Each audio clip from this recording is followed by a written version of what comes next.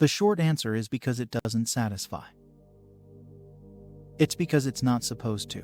Nature has created us in such a way that there is only one thing that will totally and truly satisfy the inner hunger we have in our souls, and that's Himself. Some may thumb their noses at that thought, but it's true. We can see it all around us. The ones that have the most in life are the most unhappy. You don't need to look any further than Hollywood to realize that. People will go from one thing to another and spend their whole lives looking in the wrong places and dying without finding the answer. Words King Solomon, the wisest and wealthiest man that ever lived, said this: "I denied myself nothing my eyes desired. I refused my heart no pleasure. My heart took delight in all my labor, and this was the reward for all my toil. Yet when I surveyed all that my hands had done and what I had toiled to achieve, everything was meaningless, a chasing after the wind. Nothing was gained under the sun." He had it all and said it was meaningless and like chasing the wind because it didn't satisfy. Here is a more modern-day example that gives the same message. These are the words of Steve Jobs, one of the world's wealthiest men, before he died. "I reached the pinnacle of success in the business world. In some others' eyes, my life is the epitome of success. However, aside from work, I have little joy. In the end, my wealth is only a fact of life that I am accustomed to. At this moment, lying on my bed and recalling my life, I realize that all the recognition and wealth that I took so much pride in have paled and become meaningless in the face of my death." That should send goosebumps up your spine. Nature's creation is subjected to frailty and futility, not by any fault of its own, but by the will of Him who made it that way, in hope that creation would cry out for something more satisfying and fulfilling. It's the only thing that will satisfy the void and emptiness in us that we were born with. Happiness is an umbrella set for generally positive emotional states, not a single distinct type of emotion. Contentment is not synonymous to happiness. It, just like pleasure, is just a subset of happiness with simply different characteristics. From my observation, they each differ in terms of their source: external versus internal, the intensity of the experience, low, moderate, high, the duration of the experience, short to long, as well as the difficulty to attain and maintain the emotion.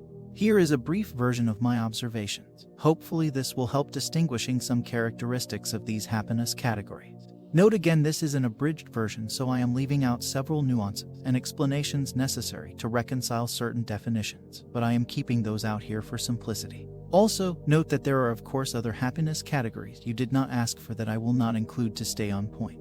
The short version of my answer is this: pleasure is easier to obtain, harder to maintain, generally of a short-term nature and duration, and can range in intensity of experience widely as it can be derived from a huge set of human experiences.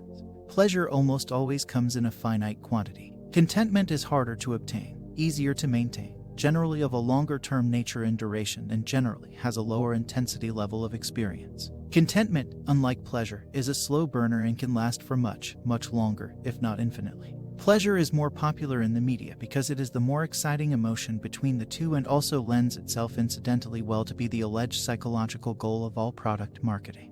But if you ask me what I would take if I had to choose one, I'd go for satisfaction, contentment.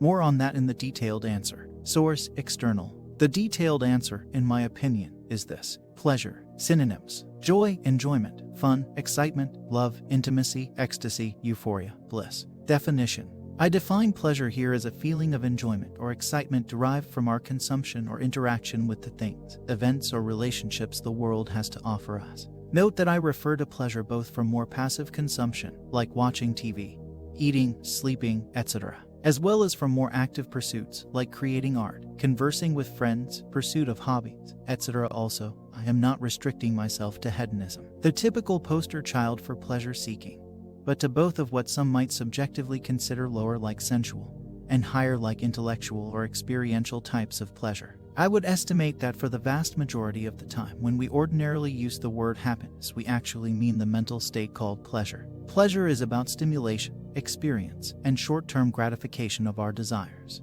We derive pleasure usually from something outside ourselves, both tangible and intangible. Food, music, literature, theme park rides, sports, jokes, sex, friendship, family, community, movies, etc. are all external means through which we can experience a state of pleasure. In other words, what we consider pleasurable is generally dependent on something or someone else providing a stimulus to induce our desired emotional reaction to feel good through the activity. Intensity varying.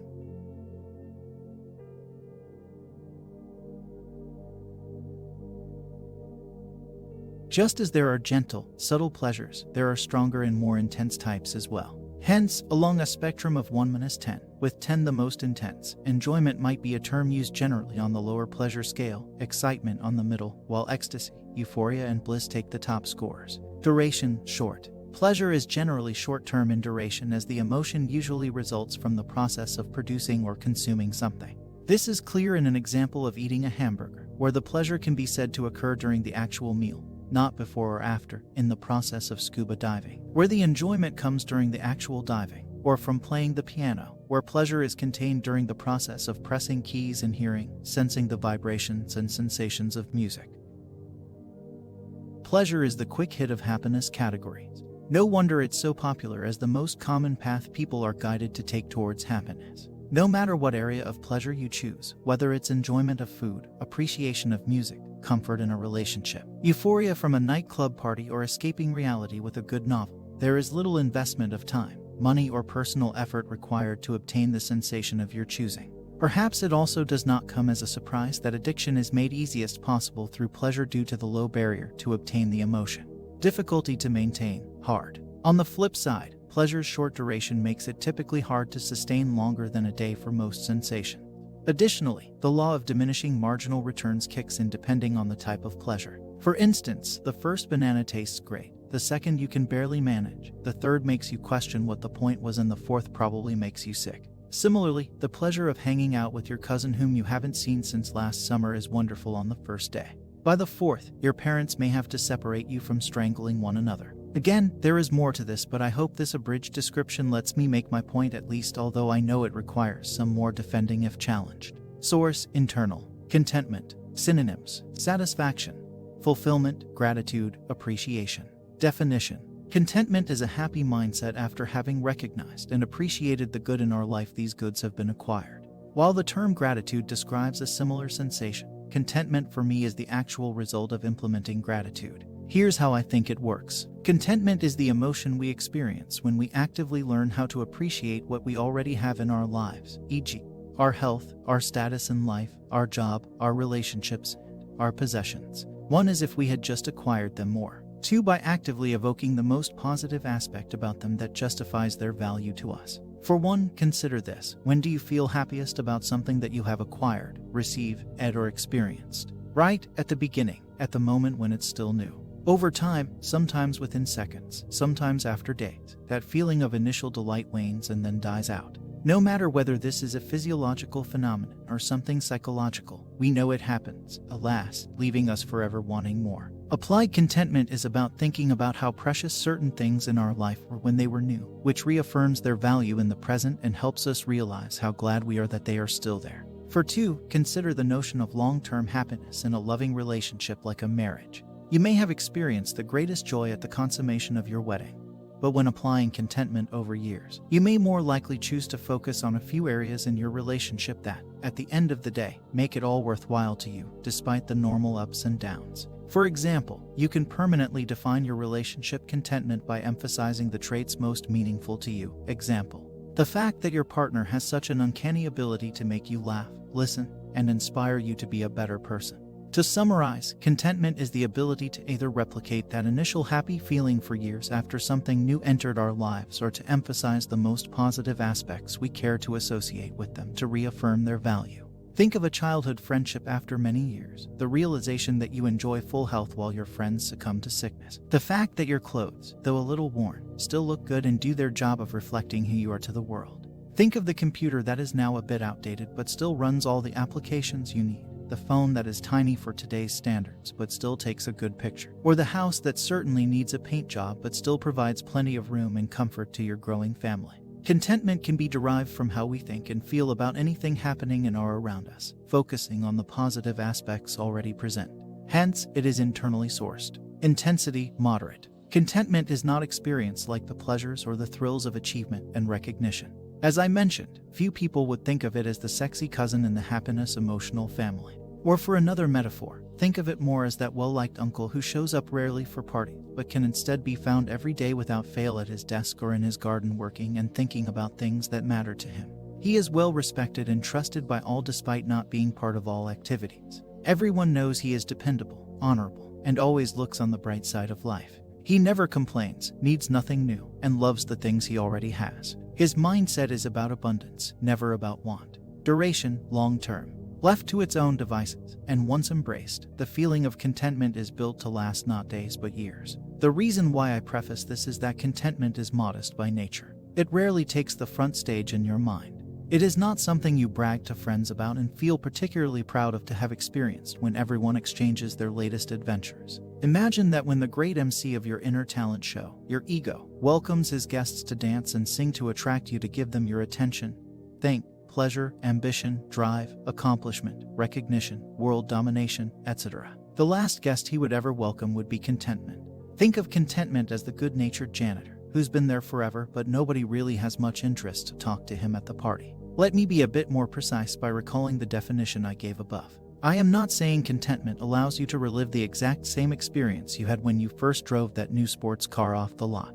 When I say contentment is about replicating good initial feelings or emphasizing our favorite aspect, I mean that you experience a reasonable fraction of those feelings, but spread out over many years, even decades afterward. What is that fraction? I think it depends on each person's capacity to harness contentment or gratitude in their lives. How that exactly works is out of scope for this article though. Difficulty to attain.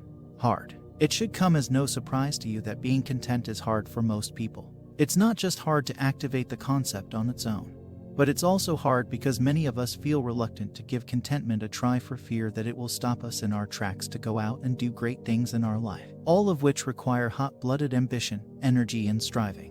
Much of this has to do with what I referenced above as this bad rap that this category has gotten, especially in our Western culture, when we think of our most lauded ways to reach happiness. Again, if there ever was a ranking of favorite happiness category, I would bet my money on contentment making it to near the bottom. Again, there are many more reasons in depth to this point, but I will not elaborate further here. Difficulty to maintain, moderate. The degree of difficulty of maintaining contentment depends on how well you manage habits and where you live. As for the former, as a rule of thumb, if you know how to manage a diet or keep your own resolutions and healthy habits, chances are you are well suited for maintaining contentment. As for the latter, I would guess that the more urban, competitive, status-oriented, media-dominated your environment, the harder maintenance will be. The more modest the environment, conversely, the easier it will be. Also, once your general level of material desires is low, it's unlikely to grow significantly from one day to another. The true challenge, however, will be to stick with it when your friends and peers do nothing but talk and walk the newest, latest, great things money can buy or what great accomplishments they attained recently. In that case, you have several choices. 1. Recognize the value of your choice in its own right, regardless of other people's value systems. 2. Find new friends more aligned with your values. 3. Hang out less with people in general. Or 4. Keep at it and ignore external pressures and distractions. Easier said than done, but also not impossible, hence the moderate rating. Let us summarize contentment for now by claiming that its effects can last much longer than the other happiness categories. We're talking months, years, and decades here. An added benefit is that, unlike pleasure, accomplishment, and recognition, you don't need to do something particular to produce that good feeling. All you have to do is revive feelings about things you already did. Easier said than done, I admit. Still, I would claim that contentment's duration remains quite significant.